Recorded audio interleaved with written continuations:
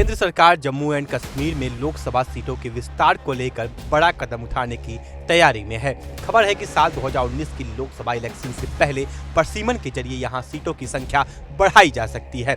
फिलहाल जम्मू कश्मीर में लोकसभा की कुल 5 सीटें हैं, लेकिन नए प्रस्ताव के मुताबिक इन्हें बढ़ाकर 8 किया जा सकता है। इतना ही नहीं, इन अतिरिक्त सीटों में से 3 सीटें महिलाओं के लिए आरक्षित किए जाने की संभावना जताई जा रही है। अगर ऐसा होता है तो यह जम्मू कश्मीर की राजनीति में एक ऐतिहासिक बदलाव माना जाएगा। दरअसल यह पूरा बदलाव परसीमन आयोग के जरिए लागू किया जाएगा। सरकार देश भर में लोकसभा सीटों के विस्तार पर भी काम कर रही है। बताया जा रहा है कि वर्तमान में संसद में लोकसभा की कुल 543 सीटें हैं, लेकिन प्रस्ताव के अनुसार इसे बढ़ाकर 816 तक किया जा सकता है। इस विस्तार का सबसे बड़ा उद्देश्य है देश की बढ़ती आबादी के अनुसार प्रतिनिधित्व को संतुलित करना। साथ ही सरकार महिला प्रतिनिधित्व को बढ़ावा देना चाहती है। इसी कड़ी में नारी शक्ति वंदन अधिनियम को लागू करने की दिशा में भी प्रयास तेज किए जा रहे हैं।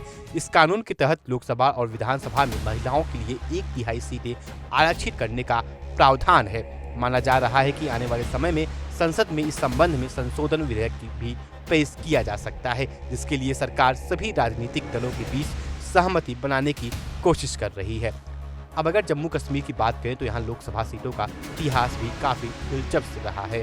साल 1952 में जब यहाँ पहला आम चुनाव हुआ था, तब जम्मू कश्मीर में लोकसभा की 6 सीटें थी। इसके बाद 1976 में हुए परसीमन के बाद 1977 में चुनाव में सभी सीटों की संख्या 6 ही रही थी। लेकिन समय के साथ यहाँ की राजनीतिक स्थिति में कई कड़े बदलाव आए। सबसे बड़ा बदलाव साल 2019 में देखने को मिला, जब केंद्र सरकार ने article 370 of the Indian constitution को हटाने का ऐतिहासिक फैसला लिया। इसके बाद जम्मू कश्मीर का पुनर्गठन किया गया और इसे केंद्र शासित प्रदेश बना दिया गया। साथ ही यहाँ नई प्रशासनिक व्यवस्था लागू की गई और लोकतांत्रिक प्रक्रिया को फिर से मजबूत करने की दिशा में कदम उठाए गए।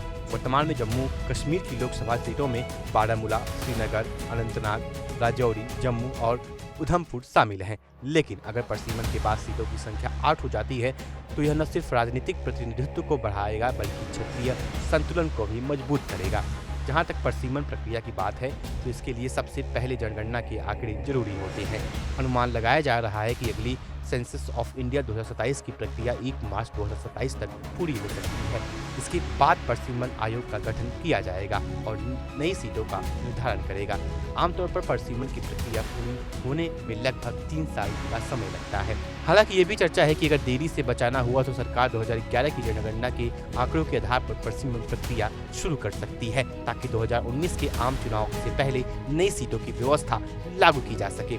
अगर यह योजना लागू होती है तो जम्मू कश्मीर में न सिर्फ लोकसभा सीटों की संख्या बढ़ेगी बल्कि महिलाओं की राजनीतिक भागीदारी भी काफी मजबूत होगी।